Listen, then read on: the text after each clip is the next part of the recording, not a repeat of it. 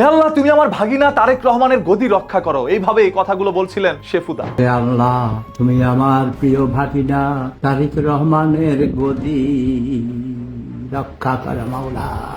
সবাই বলছে যে তোমার ভাগিনা বিদ্যুৎ দিতে পারে না, গ্যাস নাই, রান্না করতে পারে না, বাচ্চারা কান্নাকাটি করে। তারেক রহমান শুধু লেকচার দেয়, বক্তৃতা দেয়।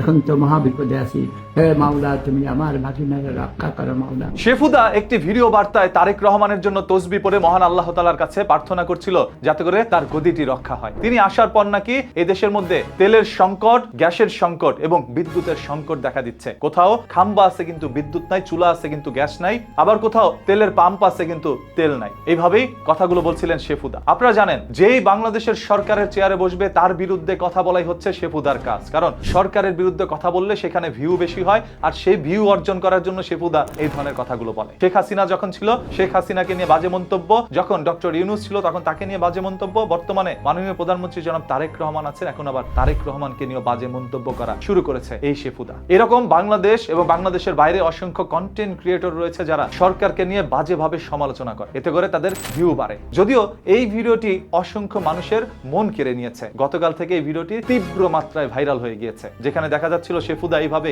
আল্লাহ তাআলার কাছে প্রার্থনা করছে তারেক রহমানের গদি টেকানোর জন্য। সে নাকি সম্পর্কে তার ভাগিনাও লাগে। কবেরকার মামা হলো এই শেফুদা সেটা আমাদের জানা না থাকলেও আমরা এটা জানতে পেরেছি এই শেফুদার মূলত কাজই হচ্ছে সরকার বিরোধী কথা বলা। শেষ বয়সে এসেও শেফুদা যেভাবে গালিগালাজ করে ভিডিও বানায়, এগুলো আসলে কিসের আভাস? মানুষ তার কাছ থেকে কি বিনোদন পাচ্ছে, নাকি নতুন করে শিখছে কিভাবে গালি দিয়েও ভিডিও বানানো যায়? তাছাড়াও জনাব তারেক রহমান যখনই সরকারের চেয়ারে বসেছে, রাষ্ট্রীয় ক্ষমতা পেয়েছে, তখন থেকে দেশের মধ্যে আসলে গ্যাস, বিদ্যুৎ এবং তেলের সংকট দেখা দিয়েছে। নতুন করে হয়তোবা তেলের সংকট বা গ্যাসের সংকটটা দেখা দিল, বিদ্যুতের সংকট আগে থেকেই ছিল। আগে থেকেই দেশের মধ্যে বিদ্যুৎ থাকতো না, কখনো গ্যাসও পাওয়া যেত না, বা তেলের দাম কিছুদিন পরপরই বাড়তো। সেই সংকটগুলো তৎকালীন সময় যদিও আমাদের চোখে না আসলেও বর্তমানে এগুলো প্রকট আকার ধারণ করেছে। কারণ বর্তমান সরকারের বিরুদ্ধে অসংখ্য রাজনৈতিক মহল কুচক্র করছে। তাদের বিরুদ্ধে অপবাদ দেওয়ার জন্য, জনগণের মন থেকে এই সরকারের অর্জনগুলোকে উচ্ছেদ করার জন্যই এই ধরনের চক্রান্তগুলো হচ্ছে বলে অনেকে দাবি করছে। আসলে পুরো বিশ্বের বাজারে